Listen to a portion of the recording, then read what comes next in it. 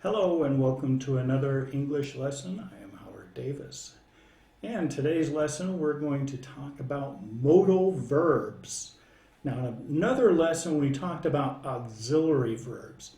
Auxiliary verbs and modal verbs are pretty much identical. They're just about the same thing. As a matter of fact, modal verbs are auxiliary verbs. What they do is they help the main verb to have a voice, to have a mood or a tense, okay? But it also, what modal verbs do is it adds stress to the verb. It stresses the verb. It stresses maybe some parameters that are a part of the verb.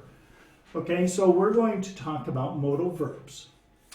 Modal verbs are can and could, will and would, shall and should, may and might. Okay, I just want to cover those right now first. Okay, can and could. Okay, when you say can, it just means that you have an ability to do something. You can do something. You can go to the store because, well, you can walk, or you have transportation, you have, whatever means is available to you to go to the store. So I can go to the store. I can play basketball. Maybe I have the athletic aptitude. I have the athletic ability to be able to dribble the ball and run down court at the same time, and then to shoot the ball into the basket. So I can play basketball. Could is something that is more of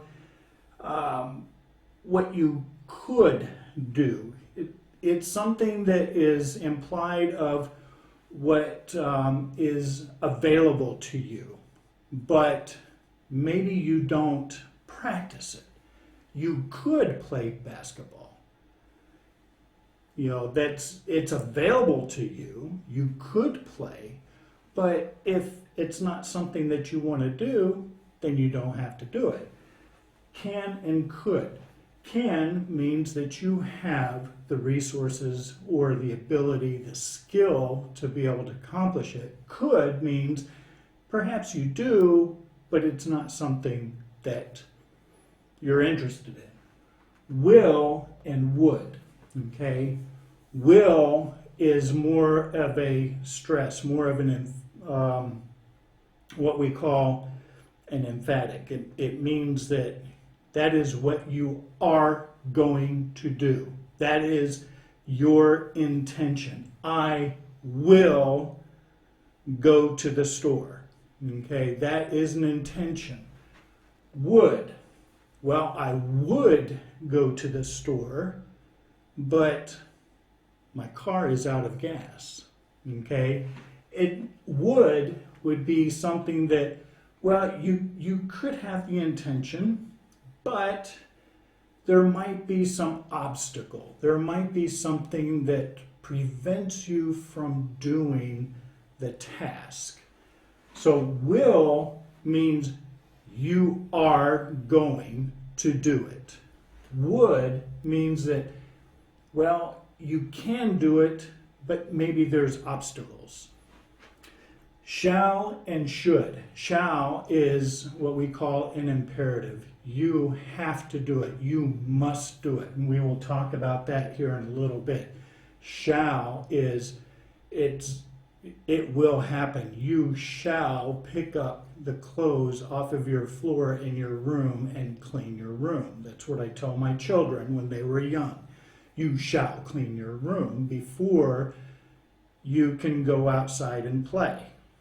Okay, so it was a direction. It was a directive. It was an order. They shall. Okay, should is more of an option.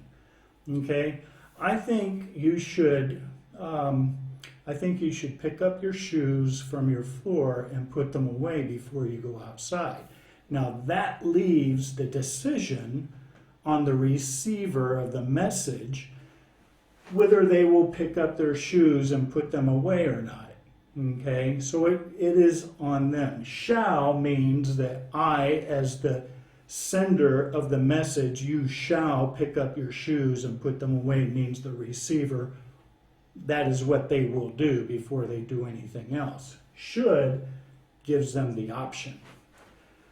May and might. May is more of a permission.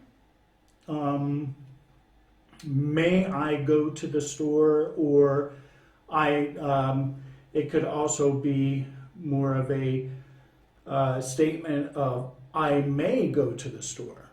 Okay, again, an option. You know, something that is, I don't know, I may go to the store, I may not. Might is the same thing as may.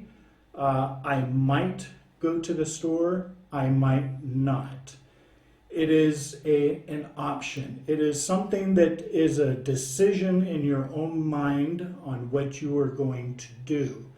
So may and might. And what they do is it kind of gives the impression that there is a decision that's on your own, what you want to do.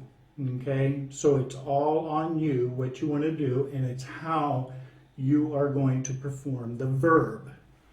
Okay, so that's how those words interact with the verb.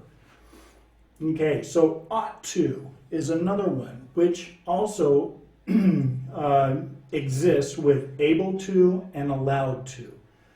Ought to is something that is more of an inner thought process. Okay. In English, we call it ethics. We call it something that it's the right thing to do.